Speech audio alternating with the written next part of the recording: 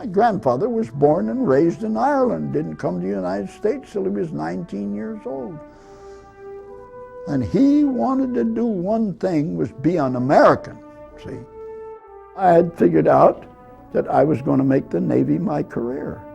What's a career? It's 20 years minimum.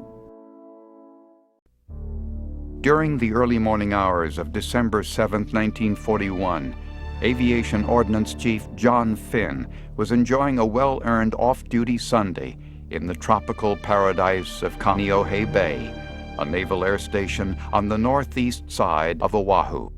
Unbeknownst to Finn and the rest of the station's crew, they were to become the first victims of a lethal Japanese armada making its way towards its primary target, Pearl Harbor. Kaneohe Bay was a new station. They think they got it going in 1938. My squadron was the last one to get there. VP 11 and 12 were already there and well in operation when my squadron arrived there with their brand new plane. They'd also just built beautiful, nice quarters for enlisted men. My wife and I, we had a 3-bedroom quarter, and we just got into it, maybe several months, right on the base. And it's about a mile from where our quarters was located at the base of this Hawaiialoa Hill, down to the bayfront where they launched and retrieved these big patrol planes. Now, comes December the 7th, and it was early in the morning. The quarters were so new we didn't even have curtains up on the windows yet. And I saw a plane flash by there. Hey, and all my naval knowledge, it happens to anybody. You know certain things. What the hell? Why is that plane not flying the flight? Why is this single-engine plane? Hey, our plane's got 2. Hey, all of a sudden, who's firing machine guns? That's my business.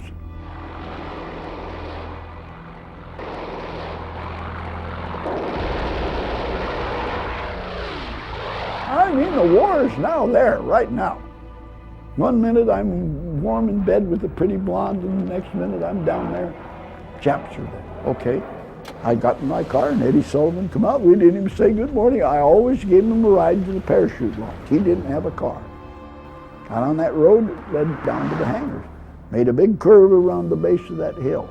I got about halfway around that hill now, and I heard a plane approaching from the rear, a big roar astern of me. And I looked at that old dirty red meatball with a red ball on both wings. I said, Sully, this is the real McCoy. It's the GD Japs. He said, yeah. Didn't say a word. I threw that old Ford in second gear, and man, from then on, I broke every speed law that was ever set. I'm on my way to the hangar now, full bore. I looked to my left, and I saw some black smoke coming on the bay side of that hangar. I had to run from my car to the armor. It was a good 50-yard dash across the hangar alone. And just as I got into the hangar there, I heard machine guns going off. When I got out there, to my left was Robert J. Peterson manning a .30 caliber machine gun. Over here was my big Indian boy from Oklahoma, Bucky Walters. He was manning a .50 caliber gun. And they had the guns right smack as close as they could get to the wall of the hangar. Hangar's a huge building. All right, I said, Pete, for God's sakes, move your gun out. You're going to shoot the top of Bucky's head off. And he says, we can't, Chief. They're just shooting at us.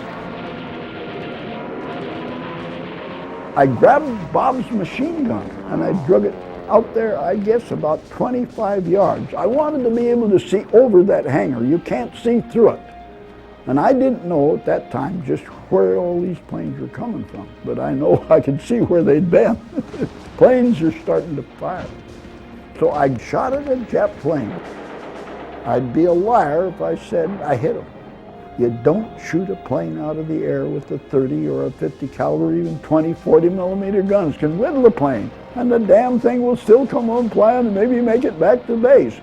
But I'd be a worse shot in the world if I didn't hit some of them.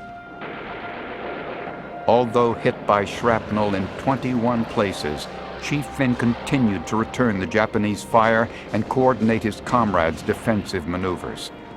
It was only after the attack was over and his men were out of danger that he was persuaded to seek medical treatment.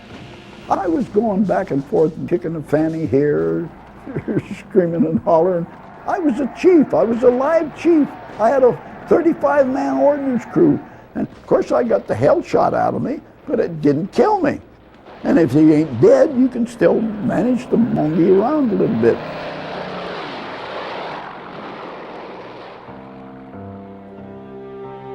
The ceremony took place on the 15th of September, right on the flight deck of the USS Enterprise in Pearl Harbor. Admiral Nimitz was there, and he said, "Do not think for an instant," this is the nitty-gritty, "do not think for an instant that we have the enemy on the run. He is a tough, determined, brave, sagacious enemy." He used 4 or 5 adjectives to describe the Jap action. And he says, "But we are making progress." You don't know what that meant to me when he said, "But we are making progress." Because everywhere it seemed out there in the Pacific, we were getting our socks knocked off by the Japs. And the monetary damage is just one thing. The big loss there was the loss of all those men when the Arizona toppled over, Oklahoma laid over, and all throughout the fleet there was loss of life here, there, and everywhere. My deal is inconsequential the way I see it. Some of those guys, you just cannot believe what they did. What they were fighting for was our freedom and our right to liberty and justice and love of God, whatever God used to worship, to have that freedom.